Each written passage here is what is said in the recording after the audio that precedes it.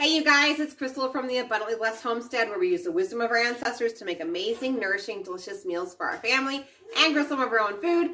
Today we're going to be talking about saving money. We're going to talk about how you can get your family an 8-ounce container of organic mustard for only 87 cents. So I had made a video about how to do this over on my Instagram, but I know that some of you guys don't watch Instagram, so I wanted to bring a video here to YouTube today because I'm just about ready to do it again. And so basically, just so you guys know, you don't have to have any specialized canning equipment to do this. You will need some canning jars of your size of choice and some canning lids. A funnel would be helpful. But really, as far as the canning process itself, you just need a large pot and some water to do this for your family. It's not scary at all. It's not pressure canning. It's just water bath canning. Today I'm going to show you guys my new toy that I bought that's amazing for water bath canning. Such a convenience. It makes it so breezy, easy.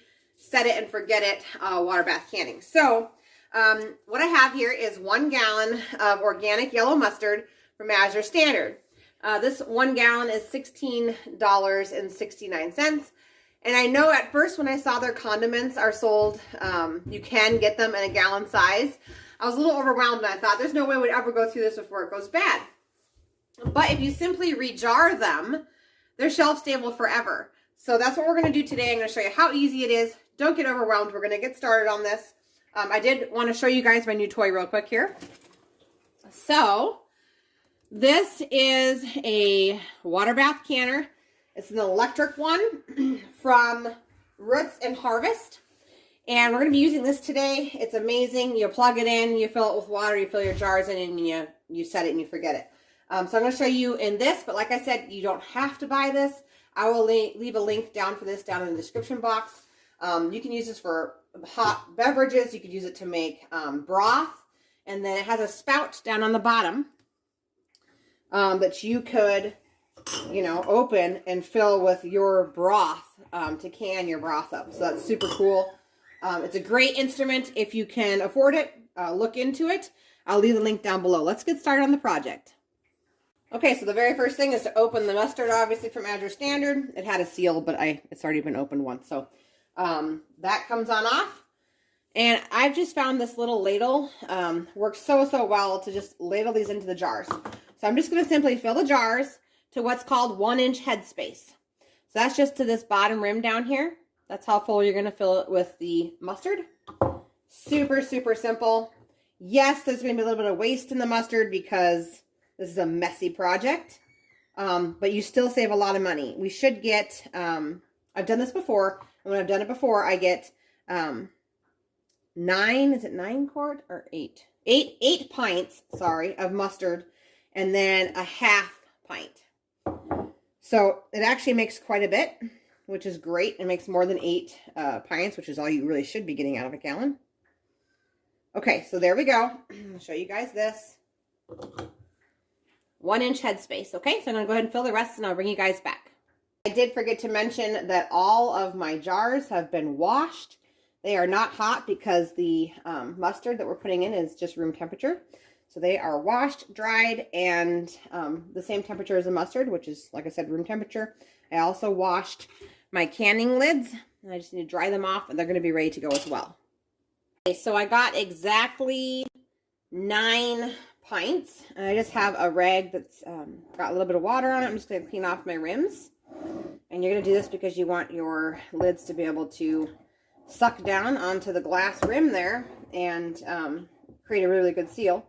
So because I didn't get the extra half pint this time, the savings gets eaten up a little bit. You're looking at closer to $1 per 8-ounce mustard container. Still amazing for organic mustard. I have also done this process with stone ground mustard, Dijon mustard, any mustards, okay? And ketchup and stuff like that can be done as well. That's a different time for your water bath canner, but it can be done. It can all be rejarred and it can all be water bath canned, and then you have your pantry full of condiments for the year. Okay, so we're going to go ahead and I'm going to dry off this lid. because these are freshly washed lids. So the next step is just to apply the canning lid to the top, and we're just going to get a ring. So I got my canning ring, and I'm just going to do fingertip tight. So we don't want to crank down on this. We just want to turn it until you can't turn it with 3 fingertips anymore. And this one's actually ready to go right into the canner. I'm going to go ahead and finish the rest, and I'll bring you guys back. It's important to note that if you don't have any canning supplies and you're going to have to buy a new set of jars, it's going to come with these rings and these lids and everything for you to be able to do this project. So you'll have everything you need just by purchasing a dozen new canning jars from the store. If you are not a canner and this is not something you're in, it's still totally, you know, something you can accomplish. As like I said, it comes with the lids and the rings and the jars. All you gotta do is wash it and fill them. And then I'm just gonna show this process one more time. So the lid's just going right on. This is a clean rim. Let me just take a ring, just 3 fingertip tight. There we go. We got one more to do, and then we're gonna start loading the we're gonna start loading the canner. Okay, so like I said, you don't have to have a big fancy toy like I have. You just need a large pot and some water. And if you're going to use just a regular kitchen stock pot, you're going to want to put a towel or something on the bottom of your pot to avoid your jars from breaking. So all the lids and rings are on. I'm just going to set them right in to my canner here. This thing is huge. It holds 8 quart-sized jars. I've used it a couple of times now to love it. I'm going to go ahead and plug it on in, and I'm going to grab some water. So you guys get a top view of the canner. All the jars are loaded, and I'm just going to be pouring room temperature water. This is just regular tap water, no need to have it filtered. And we're just going to keep adding water until the water is 1 inch deeper than the top of your jars. All right, this is the last bit of water.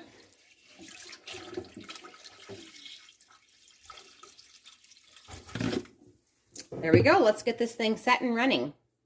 So because we put cold jars, cold mustard, and put the lids on, and everything is cold in here, including the water, we're going to go ahead and slowly increase the heat on this. And this applies also if you're going to be doing it on your stove with a pot. You're going to start on a low temperature and slowly increase it. The reason why is because we don't want those jars to split. So I'm just going to turn this on. And then I'm just going to slowly increase this about every 10 or so minutes until we reach the boil function, which is over here. Okay, so I've slowly been turning this dial up in degrees every 5 to 10 minutes. If you're doing this on the stove, about every 5 to 10 minutes, just turn your burner up a little bit, okay? So the next increment on this machine is boil. So I'm just going to go ahead and turn it to boil. And the lid is on, and so I'm just going to wait for this to come to a boil, as in a rolling boil. When I say rolling boil, I mean not a simmer with a little tiny bit of bubbles. So we're talking about bubbles that come to the surface and it's bubbling. That's a rolling boil. So once that happens, we're going to set a timer for 15 minutes, and I'll bring you guys back again when we're done with that process. Okay, we are at a rolling boil. I'm going to try and show you guys what it looks like for those of you who are new canners, without fogging up the lens, hopefully. So I'm going to go ahead and put the lid back on, and I'm going to set a timer for 15 minutes. So my timer is now going off. So it's been 15 minutes. So I'm going to go ahead and I'm just going to turn this knob all the way to off. And I'm going to let this sit for about 5 minutes. And then I'm going to remove the lid and start unloading the jars. If you're doing this process on your stove, you would just stop the heat on your burner and let it sit for 5 minutes, and then remove your lid, and we're going to unload the jars. Okay, so it's been 5 minutes. I'm going to go ahead and remove the lid here.